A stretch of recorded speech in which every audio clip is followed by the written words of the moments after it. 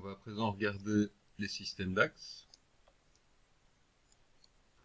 Donc quand on est en déplacement, dans un premier temps, quand on déplace un objet, si je le fais tourner, je reviens en déplacement, je vois que j'ai un système d'axes qui est constamment orienté comme la grille. On voit en bas à gauche de la vue, on voit le système X, Y, Z, rouge, vert, bleu, avec les trois axes, rouge pour le X, Y pour le vert, bleu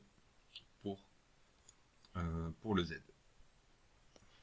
Donc on a ici une orientation qui est dite l'orientation world, on la voit ici apparaître dans une liste déroulante où on voit qu'on a vraiment plein d'orientations possibles. Donc cette orientation world, on retrouve l'orientation des axes ici, world, c'est l'orientation qui sera toujours liée à la grille. Alors si je regarde ici, chaque fois que je bouge le long d'un axe, j'ai une valeur qui change, tout est bien prévisible et je retrouve les mêmes valeurs ici dans mon Modeling Toolkit. Alors on va aller tout de suite changer pour aller regarder le système objet. Et quand je regarde le système objet, je vois maintenant qu'il est lié à mes rotations. Donc si j'ai fait des rotations de mon objet, dans n'importe quel sens, mon déplacement en mode objet va cette fois suivre l'orientation de mon objet. Donc j'ai des déplacements maintenant qui sont très intéressants, qui vont permettre de faire avancer, reculer un objet dans certaines directions qui lui sont propres. Et donc ça c'est vraiment intéressant. Simplement maintenant, quand je vais regarder ici les trois champs dans ma channel box, je vois que dès que je fais un déplacement selon un seul des axes, j'ai les trois valeurs qui changent en même temps. Qu'est-ce que ça veut dire ça? Ça veut dire qu'en fait, quand je prends une des valeurs ici, je suis toujours sur des déplacements. J'ai un petit réglage qui fait que je ne vois plus mes axes.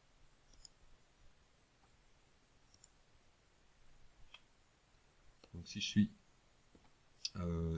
j'ai sélectionné un de mes champs ici, je vois que je suis toujours sur des déplacements qui sont liés à la grille. Donc les valeurs ici traduisent la position par rapport à la grille de mon objet. Tandis que mon objet, avec son système d'axes, je peux le faire bouger dans des directions et Maya va recalculer automatiquement les valeurs. Ici, ce que je vois apparaître, c'est quelque chose qui est assez intéressant. Je peux changer les valeurs ici. On va remettre 0, 0 à notre objet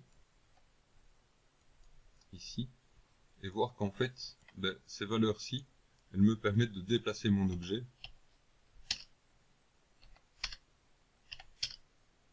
selon les orientations des axes, cette fois qui sont choisis ici. Donc si je veux déplacer selon l'axe bleu ici, je vais prendre mon champ ici et je déplace dans la direction bleue de 10 cm depuis l'origine. Et Maillard calcule ici la position absolue dans l'espace par rapport à la grille que je vais retrouver dès que je change de système d'axe.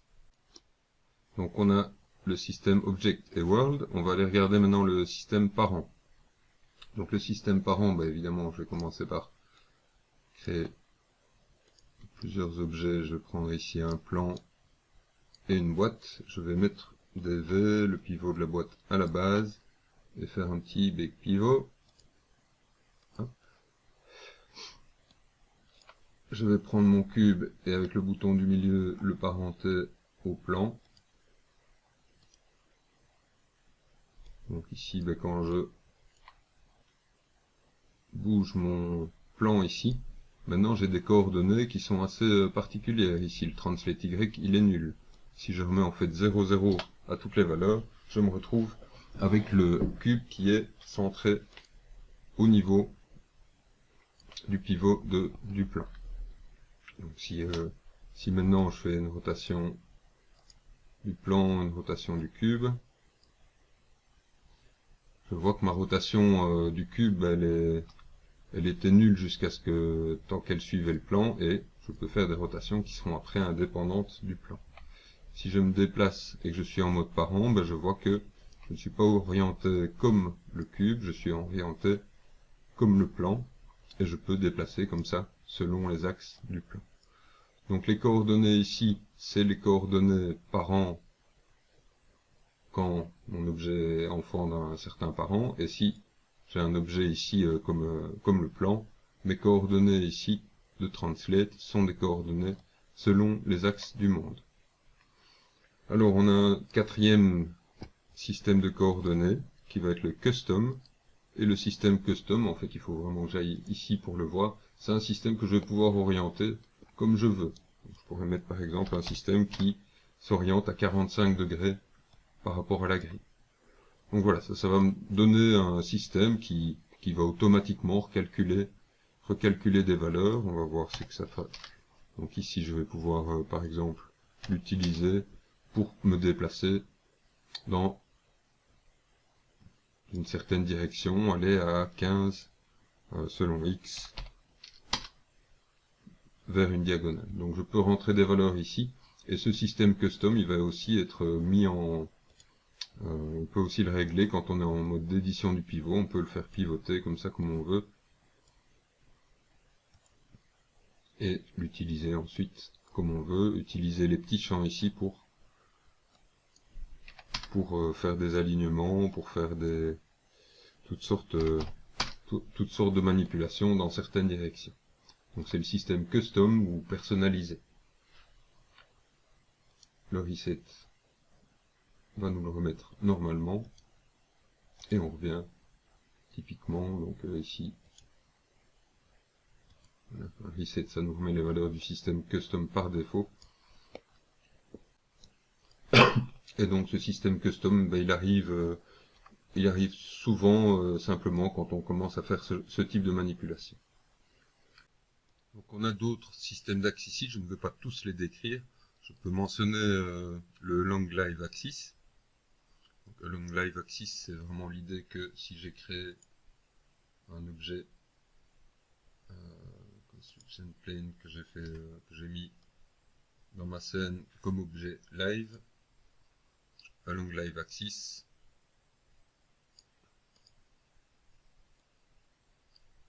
si je fais un déplacement,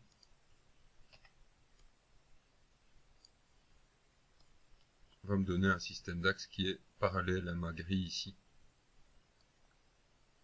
et qui me permet de, si mon objet est magnétisé quelque part sur la grille, qui me permet de déplacer mon objet dans les directions de la grille. Donc ça c'est le live axis, il faut qu'il y ait un objet qui soit live ici au-dessus. Alors ce que je vais regarder, c'est toujours en custom ici. En fait je pars même d'un système world.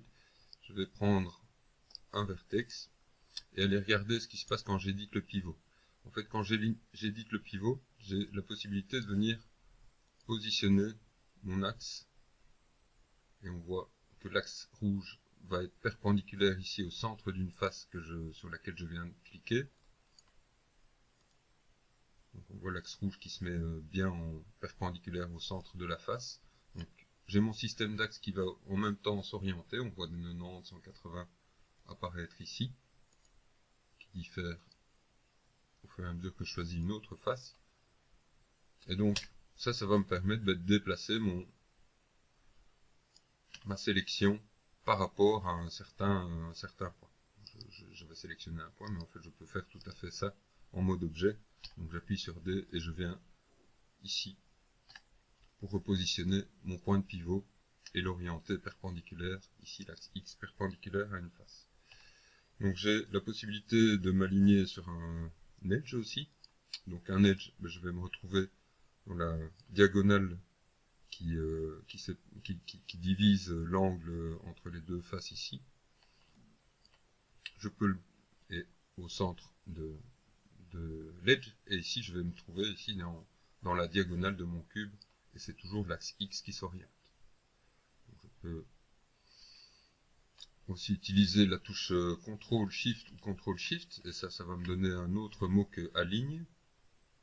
Donc si je prends d'abord commencer par le shift va me permettre juste de repositionner mon point de pivot. Donc ça me permet facilement de positionner par exemple sur un vertex au centre d'une face ou au centre d'un edge. Si je prends maintenant CTRL, j'ai orienté. Donc là je vais orienter comme si j'avais cliqué sur ma face. Donc il reste positionné là où il était au centre de l'edge, mais il s'oriente, l'axe X va s'orienter comme si je sélectionne ce point-ci, ben, l'axe X s'oriente dans la direction perpendiculaire, la diagonale du cube à ce niveau-là. J'ai enfin Aim qui va me permettre d'orienter, je choisis d'abord un axe ici, d'orienter l'axe que je choisis vers un point. Donc je peux choisir d'orienter mon X ici vers ce point-ci, ou d'orienter mon Y vers un point. Donc ça va vraiment être utile si par exemple je veux rapprocher un point d'un autre. Donc je vais prendre ce vertex-ci, j'appuie sur D, CTRL-SHIFT, je vais prendre un des axes et le faire viser par ici, je réappuie sur D, et j'ai maintenant un système d'axes qui me permet d'aller vers un point donné. Quand j'appuie sur D, j'ai la possibilité aussi quand je suis à l'extérieur de remettre les axes à leur position. Donc ça va les remettre vraiment à leur position la plus immédiate possible. Et ce que je peux donc observer quand j'utilise ce système d'alignement, c'est que quand je quitte le mode d'édition du pivot, ben, j'ai adopté certaines valeurs pour le système custom ici. Donc ça peut être un très bon moyen pour positionner son pivot et combiner donc avec ce qu'on a vu précédemment. Donc ici la touche V ou la touche X pour s'aligner à certains sommets, mais parfois on a envie d'être, je vais recocher une case ici, ça peut être utile de venir par exemple se mettre au centre de telle face ou d'un vertex. Avec un clic droit, j'ai la possibilité d'annuler l'orientation bizarre que je viens de mettre, et je quitte mon mode d'édition du pivot, je fais un back pivot, et j'ai ma nouvelle position du pivot qui est située à un endroit ici au milieu d'un edge. Donc on a vraiment toutes sortes de possibilités ici pour repositionner le pivot assez facilement. Donc j'ai vu les principaux systèmes d'axes Object, World, éventuellement Parent et Custom pour les déplacements. Notez que les déplacements en fait ne sont pas vraiment liés à la position du pivot. La position du pivot, elle va être utile essentiellement pour quand on va vouloir magnétiser. Donc quand on va vouloir faire ce type d'opération où je veux positionner un objet, donc petite manipulation importante ici, je mets mon pivot à un certain endroit et avec la touche V, ben, je vais pouvoir vraiment magnétiser. Donc la position du pivot en déplacement, elle est surtout utile avec le magnétisme. Et elle me permet donc, comme vous le voyez, avec un peu d'entraînement, de positionner très très rapidement toutes sortes d'objets sur d'autres. Si je me crée un cylindre, ici, j'ai mon cube ici, mettons que je vais lui remettre des divisions, je vais aller faire des découpes.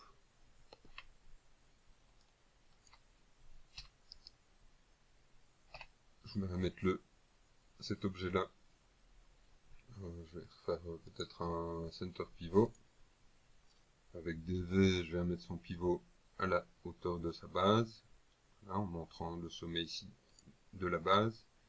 Je vais faire un back pivot.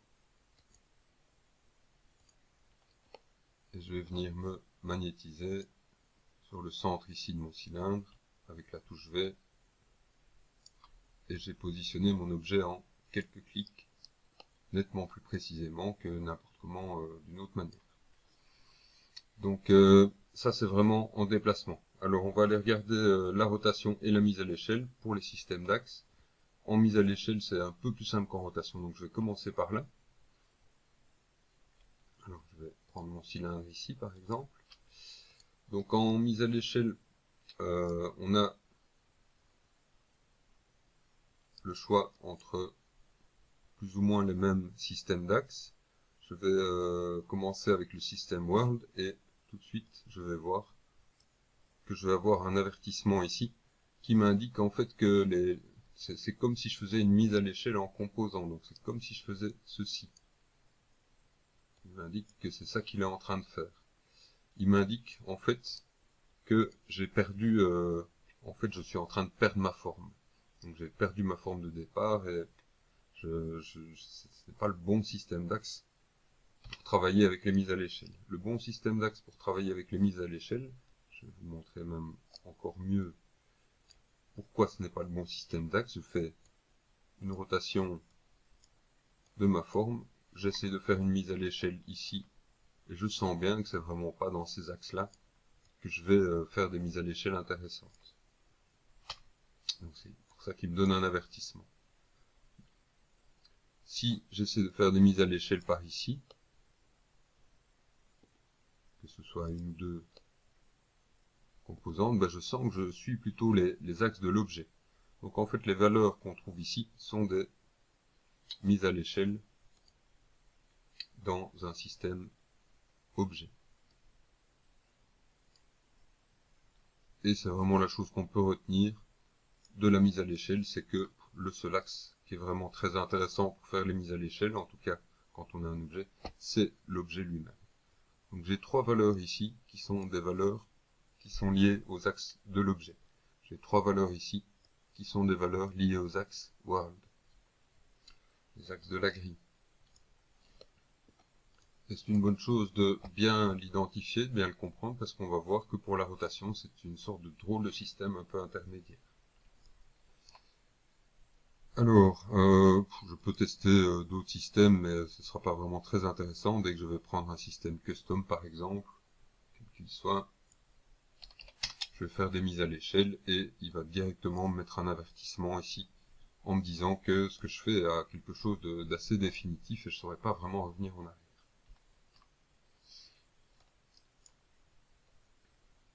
Alors, je vous l'avais dit, de toute façon, on essaye. Si j'avais un cube, un vrai cube, je vais essayer, pour garder la notion de cube, je vais essayer d'éviter de faire des mises à l'échelle pour redimensionner mon objet. Ici, j'ai toujours un objet qui est censé être un cube, 5 par 5 par 5, et ça ne ressemble pas du tout à un cube parce que j'ai mis des mises à l'échelle. Donc les mises à l'échelle, comme je vous disais, on va les éviter en mode objet. Les mises à l'échelle peuvent être utiles plutôt quand on aura par exemple des sélections de composants. Je vais venir sélectionner tous les sommets du haut de ma sphère et ce sera par exemple un bon moyen d'aplatir. Ça pourrait être un moyen aussi d'inverser. Je vais utiliser ce champ-ci et mettre -1, ça va m'inverser. Donc ça a inversé par rapport à la grille ici parce que ça fonctionne en mode objet ici, en mode world ici, mais voilà, ça peut être un moyen d'inverser la courbure ici d'une sphère. Alors je vais venir maintenant sur la rotation. Petite chose que je n'ai pas dite sur les manipulateurs, mais je peux utiliser les touches plus et moins. Plus, moins, pour agrandir et diminuer un manipulateur. Donc la rotation ici, on va aller regarder ses coordonnées. Je fais une rotation, rotate Z, j'ai une valeur qui change dans la channel box. Je fais une deuxième rotation, rotate X, je fais une troisième rotation avec Y. Et là, il commence à se passer un truc bizarre dans la channel box. Je vois tous mes champs qui bougent en même temps. Je reprends X, ça bouge en X, en Y, en Z, pardon, ça bouge partout. En Y, ça bouge partout. En X, hein, le X a l'air de toujours bouger de manière autonome. Mais c'est bien le seul axe qui bouge de manière autonome. Alors, qu'est-ce que ça veut dire ça? Ça veut dire en fait que on a un truc ici qui s'appelle le rotate order qui indique que le X va être un axe objet, le Z un axe world et le Y est en fait un axe custom. très bizarre tout ça. Très bizarre, et en fait on n'est pas en train d'utiliser le système objet, je suis pas non plus en train d'utiliser le système world qui va me donner le même genre de drôle de réaction. Cette fois c'est l'axe Z qui bouge tout seul, donc je vois bien que mon axe Z c'est un axe world. Mon axe X était un axe objet. Ce que j'ai en fait comme système, c'est ce qu'on appelle le système gimbal. Et le système gimbal, vous voyez, n'est plus perpendiculaire. Donc j'ai un axe qui est orienté, ici, X, il est orienté comme mon objet. J'ai un axe qui est orienté comme la grille, c'est l'axe bleu. Et puis j'ai l'axe ici, entre les deux, qui permet de faire pivoter mon objet d'une certaine manière ici. Et tout ça est lié à ce qu'on appelle un rotate order. Et je vais vous montrer ça de manière un peu plus parlante, peut-être avec un autre objet. Je vais vous montrer ça avec une caméra. Donc j'ai une caméra ici.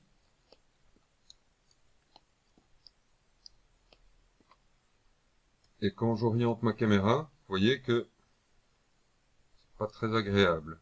Là maintenant, ma caméra, cet axe-là ne sert pas à grand chose.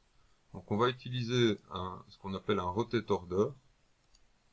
Et je vais définir donc, un axe. Je vais prendre un autre rotate order. Je vais prendre le Z. Je réfléchis. Z XY.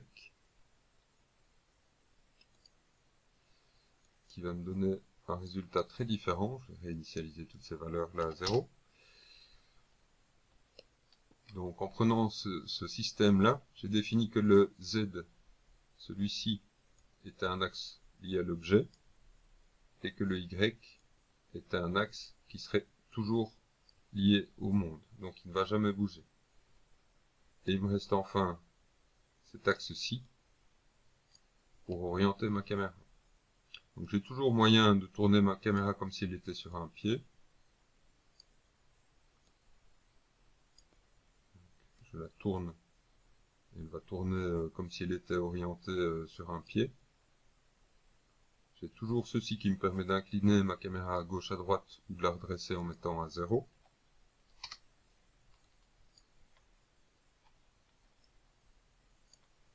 Et enfin, j'ai le mouvement rouge ici, donc le X qui est au milieu, qui me permet de regarder vers le bas, de regarder vers le haut. Et j'aurai toujours, en bougeant ce mouvement-là, le bleu qui suit, qui me permet d'incliner mon objet de gauche à droite. Donc c'est un peu bizarre comme système d'axe, mais en fait il s'avère avec la pratique que c'est vraiment très utile en animation. C'est ça qui va nous permettre vraiment de dire je tourne un objet horizontalement, tous azimuts, je lève un objet, je l'élève, je le baisse, ou je l'incline sur le côté. Donc ça a plus de sens de parler comme ça dans les rotations que d'essayer de jouer avec des rotations qui sont liées uniquement à la grille ou uniquement à l'objet. Ceci dit, quand on modélisera, donc quand on animera, c'est vraiment ça qui va se passer. Quand j'utilise les champs de la channel box, c'est vraiment ceci qui est ce système d'axe, donc le gimbal, qui est utilisé. Et donc il est lié à ce rotate order. Vous pouvez retenir premier axe, celui qui est lié à l'objet, dernier axe, celui qui est lié à la grille, et qui est toujours fixe dans l'espace. Alors, je reviens, je vais supprimer en fait cet objet-ci, je n'en ai plus besoin. Donc je vais prendre de nouveau un cube. Donc, on pourrait de nouveau choisir quel est le rotate order qui nous convient le mieux. Mais parfois quand on modélisera, on voudra, si j'ai un objet qui est orienté dans la vue, si je veux faire des mouvements avec les vertex ici, ce système d'axe-là n'est pas intéressant. Donc, il y aura quand même des situations où on ira chercher le système d'axe, soit object, soit world. Ici, world n'est pas très intéressant, mais par contre, le système d'axe objet, lui, sera intéressant pour venir faire l'une ou l'autre modification ici d'orientation. Donc, Quand on est en modélisation, on peut utiliser ces systèmes Object et World qui sont souvent bien orientés. Quand on est en animation et avec les objets, on utilisera plutôt le système Gimbal. Alors, quand on est en rotation ou en mise à l'échelle, il y a vraiment une chose qui est importante, c'est la position du pivot, donc on en a parlé. Mais ce sera vraiment très différent de faire une mise à l'échelle par rapport au centre ou repositionner son pivot, éventuellement faire un bec pivot et faire la mise à l'échelle par rapport à la base de l'objet. Donc ici, la position du système d'axe et l'orientation du système d'axe sont vraiment importantes. En rotation, c'est pareil. La rotation par rapport à la base de l'objet ou la rotation par rapport au centre de l'objet.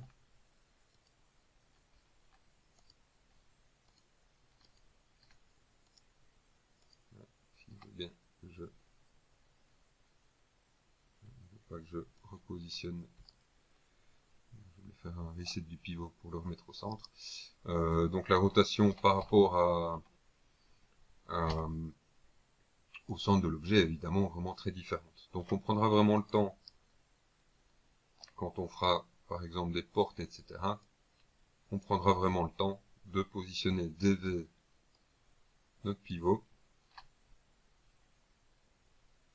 Toujours mieux de faire le bec pivot. Comme ça, quand on annule les coordonnées, on se remet au centre de la grille. On peut utiliser ça pour positionner ça par rapport à un autre objet.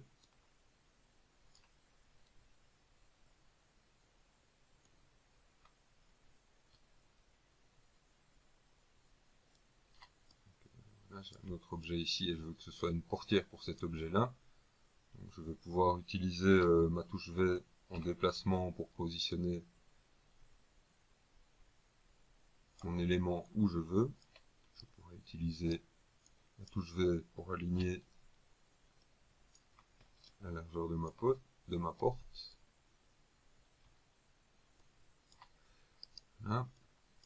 Et donc, la rotation, maintenant, se fait bien comme une vraie charnière au bon endroit.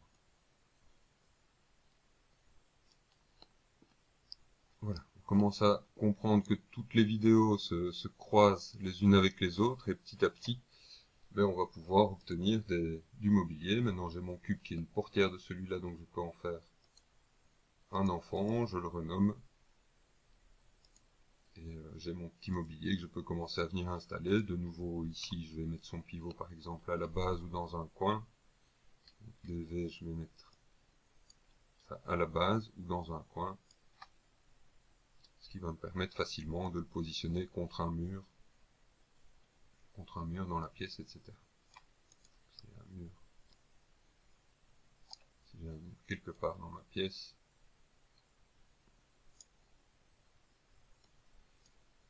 c'est vraiment ce positionnement-là de pivot qui va m'aider à m'aligner au mur. Je vais m'aligner à la hauteur, et là je dois bien montrer, vous voyez, je dois montrer vraiment le vertex, et mon objet est bien aligné. Et je vais clôturer ici cette vidéo sur les systèmes d'axes, où on retiendra essentiellement les systèmes d'axes principaux, Object et World, vraiment. Éventuellement aussi le custom, quand est-ce qu'il apparaît, quand on édite le pivot. Et les différentes possibilités qu'on a de repositionner le pivot, de combiner tout ça avec tout doucement les magnétismes et ce qu'on avait vu plus tôt, commencer à créer des objets, les positionner dans l'espace précisément avec le magnétisme, les renommer, créer des petites hiérarchies, organiser petit à petit son outliner en mettant des groupes, etc. pour obtenir des premières petites scènes avec juste des assemblages de primitives. Donc ça permet déjà de faire pas mal de choses, et je termine cette vidéo sur ça.